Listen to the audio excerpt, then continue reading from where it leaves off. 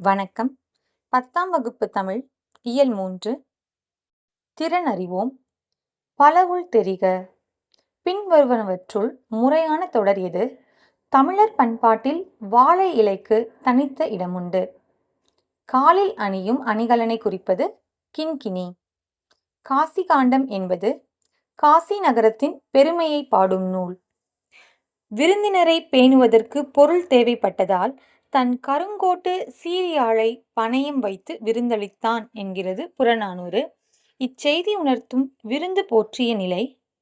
இன்மையிலும் விருந்து. நன்மொழி என்பது பண்புத்தொகை. குறுவினாக்கள். விருந்தினரை மகிழ்வித்து கூறும் முகமன் சொற்களை எழுதுக. வருக வருக, அமருங்கள், நீர் அருந்துங்கள், நலமாக இருக்கிறீர்களா? தானியம் ஏதும் இல்லாத நிலையில் விதைக்காக வைத்திருந்த தினையை உரலில் இட்டு குற்றி எடுத்து விருந்தினருக்கு விருந்தளித்தாள் தலைவி என்பது இலக்கிய செய்தி. விருந்தோம்பலுக்கு செல்வம் மட்டுமே இன்றியமையாத ஒன்றா? உங்கள் கருத்தை குறிப்பிடுக.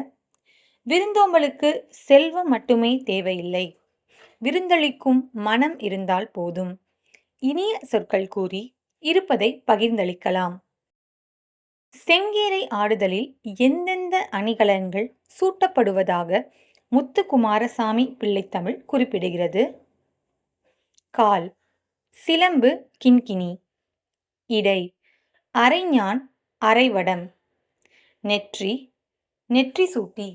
காது குண்டலம் குழை.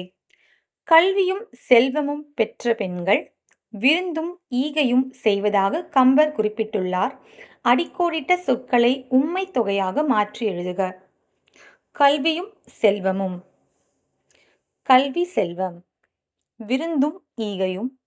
விருந்து ஈகை. குடி தயிர்க்குடம் ஆகிய தொகைநிலை தொடர்களின் வகையை கண்டறிந்து விரித்து எழுதுக.